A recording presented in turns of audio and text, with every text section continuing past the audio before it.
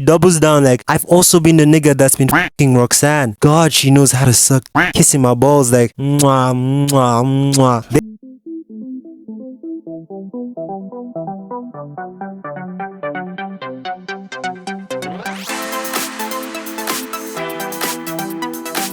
This blue Tigol or KSI alien hybrid having one of those I'm sure you're wondering how I got here moments. So the actual movie begins with him, Megamind, being born on a planet that's currently being sucked into a black hole, aka Mrs. Incredible's post. So his parents shove him into a pod, give him this weird fish and shoot him into space. Meanwhile on the neighboring planet, another baby is shot into space, which makes you question why on a whole planet only one family was able to save their child, but I digress. When they arrive on Earth, Megamind's pod is about to crash land into this mansion, but dickhead baby's pod blocks that and lands inside instead. And obviously these rich guys are not bothered that a whole baby just spawned into their house, like this is a normal thing to them. Anyways, Megamind's pod gets deflected across town into a prison, and I really don't know how, but somehow these prisoners decide to keep the baby, and I guess the prison just let it happen. Then we find out that dickhead baby has powers, and Megamind underneath his big fat head has a big fat brain, and with his intellect he invents evil devices. Then after some time the prison let him go to school. Why did they let him grow up in prison in the first place? Anyways, he then runs into older dickhead baby, who with his powers made everybody fall in love with him and ride his little dick. But whenever Megamind tried anything, it went bad and he couldn't fit in. He also learned how to dehydrate and rehydrate stuff, and because he couldn't fit in, he decided to embrace it. If he was going to be treated like an asshole, then he would become the biggest asshole known to man. So a rivalry between Megamind and Metro Man began. So one day when Megamind is chilling in his prison cell, the warden comes and says Metro Man sent him a watch to count every second of his 85 life sentences, like that one guy that got 1,000 years in prison. The warden decides to keep it because he's a selfish bastard. Meanwhile, back in the city, they are celebrating Metro Man Day. This journalist, her name is Roxanne by the way, is reporting at the dedication of the Metro Man Museum, and there's also this guy, Hal, her cameraman, whose build is insane. Like how do you achieve such a physique, my guy? They talk for a bit and clearly he has a crush on her, and while he's yapping, she gets kidnapped by a gorilla arm in an invisible car. Back at the prison, the watch that the warden seized starts scanning him and turns him into Megamind, and when the guards see him, they tase him and send him back to his prison cell where the real Megamind is waiting. He takes the watch, and when the warden switches back, he switches into him and walks out where his minion, gorilla arm from earlier, is waiting for him,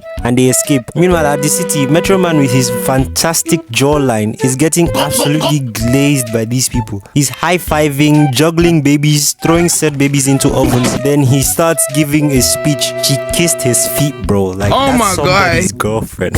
She thinks this is a Normale concert. He starts walking on water like Jesus and basically calls them all helpless and that he will be nothing without them, which is a lie.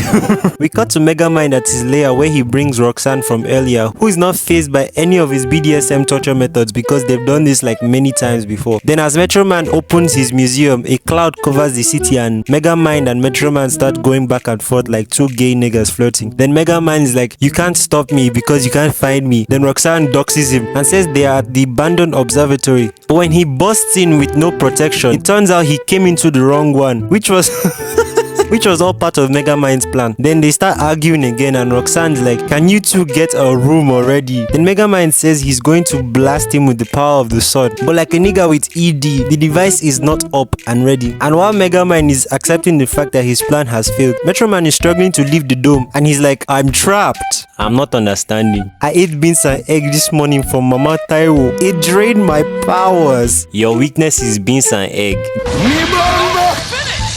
Jokes aside, Metro Man says that his weakness was copper, which the dome was made of, so he couldn't use his powers, and now apparently he's dead. Somehow his cape is still fine, I don't know how. Anyways, now that Metro Man is dead, Megamind begins his evil rule.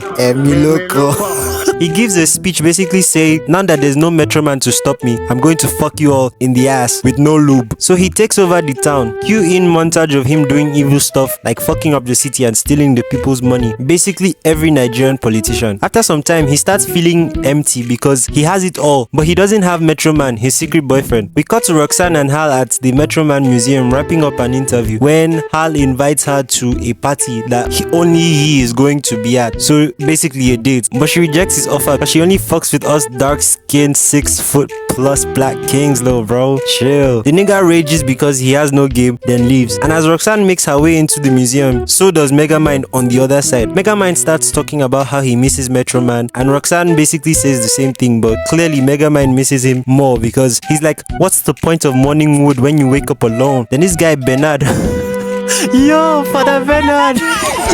Yo, I'm just realizing.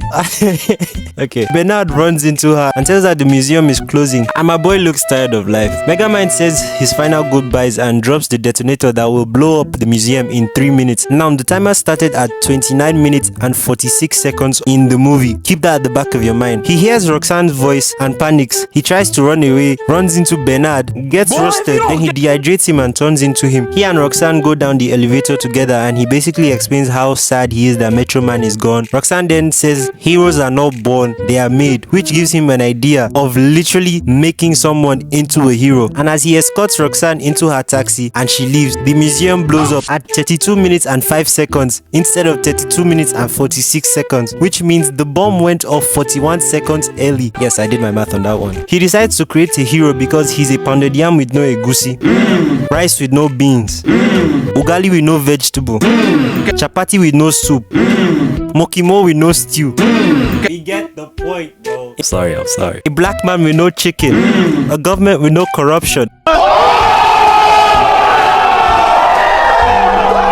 So he plans to give someone Metro Man's powers so he can finally have someone to fight him again. Then he takes some dandruff for Metro Man's cape. I don't know how dandruff got on his cape, but we move. And does some movie science with it and creates this fat pill, puts it into a gun, plans to begin looking for a subject, but then he gets a call from Bernard's phone and it's Roxanne, and she tells him that he inspired her last night and gave her the very bright idea to go look for Megamind's hideout, which has the fake observatory on the roof. And she also finds his secret entrance with a doormat because Minion kept forgetting where it was. When she walks in, Bernard Megamind shows up and says he speed walked here. He tries to convince her to leave, but she's a professional amebo. It's literally her job. Some shenanigans happens that leaves her with the gun, and he switches into regular Megamind. He says that he's doing unspeakable things to Bernard, and Roxanne's like, release him or I'm gonna air this motherfucker. Out of fear, he has one of those double identity episodes where he's both guys and he glazes himself a bit as the other guy. Like, oh my god, his dick is definitely more than 7 inches. Then he comes out as Megamind again and tries to get the gun from her. Then she accidentally shoots it. It deflects all over the place, then into this pipe system thing, all the way into her cameraman's face. He turns into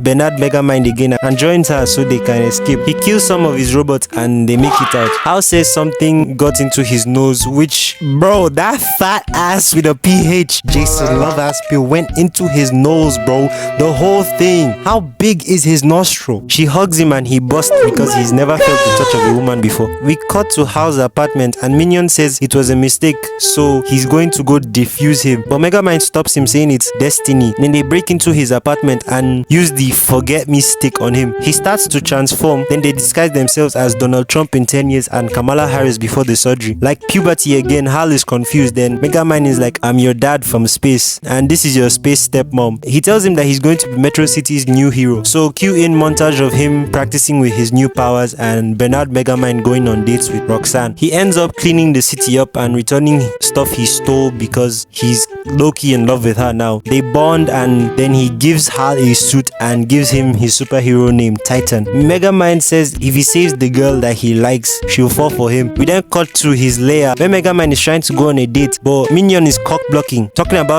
what if she finds out the truth, and Megamind says she won't find out because lying exists. Minion cock blocks him some more and says the bad guy doesn't get the girl. Then Megamind's like, maybe I don't want to be the bad guy anymore. Then they argue. He breaks Minion's fish heart by saying he doesn't need him. He packs up and he leaves. And what did we learn, boys? Pussy will always come first. He turns into Bernard. Meanwhile, Roxanne is at her house deciphering Megamind's plan, which spell out Titan. And talk of the devil, the nigga sneaks up behind her trying to talk to her, but is still fucking up because he has no game. He grabs her with no consent, drops her by accident, almost kills her on more than one occasion, does property damage, and I'm sure that chair he dropped hit somebody. She asks him to put her down, then he puts her on top of a skyscraper and does a face reveal that made me almost throw up in my own mouth. He's like, now that I have superpowers, you can finally be with me, because I guess that's what he thought she wanted, but she rejects it. And my boy legit starts tweaking out because He can't handle rejection. Then he leaves. She pulls up to the date and tells Bernard Megamind that Blue Megamind created Titan because he missed getting dominated and thrown into prison. So he made someone new. But then she's like, Hal is the worst possible person he could have chosen. They toast to being normal while this nigga outside is preparing to go cry in the shower. Bernard asks if she would still vibe with him if he was bald and blue. And she says it's not good to judge a book by its cover, but by the personality of the book. And then they kiss. And while they're kissing, she triggers his watch, which turns him into regular Megamind. And everyone in the restaurant is flabbergasted. And when she opens her eyes, she sees Megamind and freaks out. Then he sees himself and freaks out. He tries to switch back, but the damage has already been done. It starts raining conveniently, which causes all the dehydrated stuff to rehydrate. Then he pulls up on her like, you said not to judge a book by its cover. Then she's like, well, let's see this book. This book is ass. You smell like shit. You look like shit. My nigga, you ain't shit. She basically rants about how he tricked her into caring about him, and he's like, you really thought I would ever be with you? Then she leaves, and he also leaves to go cry in the shower. I don't know why he didn't drive his car. It was like right there. Comes back to his lair and decides it's time to go fuck shit up, as he is now completely heartless and he's ready to duke it out with Titan. So he gets into this giant mech suit, goes to challenge Titan, but after a long wait, Titan doesn't show up. So he goes to his apartment. Megamind comes and is like, why aren't you kicking my ass right now? Then Titan's like, being a hero's ass because he couldn't even get Roxanne, and that he saw her on a date with a four-eyed nigga. Then he asks Megamind to join forces with him so they can be villains together. Megamind's obviously like, no, I'm the villain, you are the good guy. That's why I created you. Hal says Space Dad created him. Then Megamind's like, nah nigga, I'm your Space Dad. And when he sees that Hal's getting angry, he doubles down like, I've also been the nigga that's been fucking Roxanne. God, she knows how to suck dick. Kissing my balls like, mwah, mwah, mwah. Then they start fighting for real. Megamind starts trolling him, making him look stupid and making a fool out of him. Titan starts beating his ass though. And when he catches him, Megamind finds out that this nigga does not want to send him to prison. He wants to kill him. So he escapes through the nyash of the robot suit and tries to get away from this nigga with murder on his mind. They kill someone's dad in that explosion, and as Titan is about to finish him, he traps him inside this copper prison ball because that's Megamind's only weakness besides Mama Taiwo. But then Titan punches through it and almost kills him. The people come to him saying Titan has freed us, but he's like, I wouldn't say freed, more like under new management. Then another iconic meme happens at Roxanne's door. While Megamind tells her to help him, he rubs her ego and says that the copper didn't work and that if they don't find Titan's weakness quick, he'll destroy the city. Then he asks her if Metro Man had like a secret hideout like Superman's ice dungeon place, and she says yes. So she takes him there, and while they're on their way, he tells her that the reason he can't take the powers away is because he lost the gun inside the invisible car on the night she dumped him. And like a broke nigga missing his ex, he asks her if she ever looked back, but she blocks that conversation. They arrive at Megamind's hideout, the school he picked and flew away with as a kid, which has this really cool underground mansion. And while they're exploring, they find a glass of water with ice cubes in it, which would be weird if he wasn't alive behind them. Metro Man, realizing his cover is blown, tries to leave, but then he gets discovered like white people seeing black people for the first time. Back at the city, Titan is busy wreaking havoc. They're obviously shocked at how he's alive. Then he explains what happened. So basically, using his super speed, he left that day and he realized that he was tired of being a superhero, so he decided to fake his own death. Copper really doesn't drain his powers, and he made this whole thing up to pursue his musical career. Understandably, they're pissed off that he left them with Megamind in control, and when they ask for help, he says he's good and that if there's evil, good will always find a way to fight it.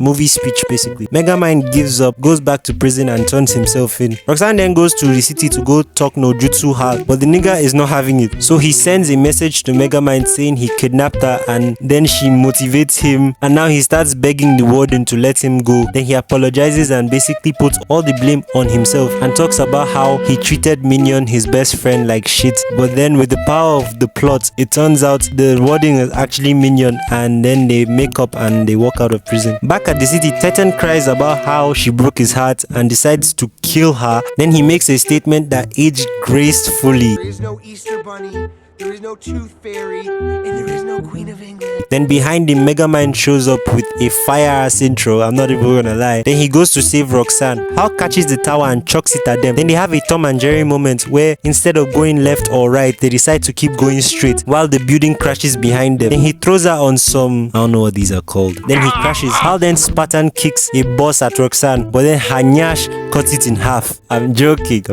Metro Man comes back, scares Hal with his magnificent with his magnificent cows. Then he chases him. Roxanne runs to Megamind, who turns out to not be Megamind but actually Minion, which means Metro Man is actually Megamind, who is currently hawking down Hal. Then he tells him to stay out of Metro City, and Hal leaves. Somehow she knows how to operate his watch. Anyways, the people are confused, but then Hal comes back because he realized that the only person that calls Metro City Metrocity is Megamind, so the wind has opened the fowl's nyash. He gets bullied, almost gets sliced in half. Roxanne then spots the invisible car and tells him to look behind him. Then he gets punched across the street, gets into the car, grabs the gun, and as he's hiding behind the door, he gets tossed into the sky. And when he's falling down, we get to the beginning of the movie, the beginning that was actually the ending. He spots a fountain right under him and comes up with a plan. And as Hal is about to kill Roxanne again, a cube falls into the fountain, which hydrates to be Megamind with the gun that he shoves up Hal's nose and sucks his soul out. Hal loses his powers, they hug, Minion dies but not really. The people are happy, they decide to open a Megamind museum. Metro Man shows up at the opening, they dance. Roxanne's body is I'm not gonna say much. I'm loyal to my girl Tefiti. They arrest Hal and they all live happily ever after until the second movie came out and fucked everything up. Moral of the story, Metro Man and Megamind were secretly in love with each other.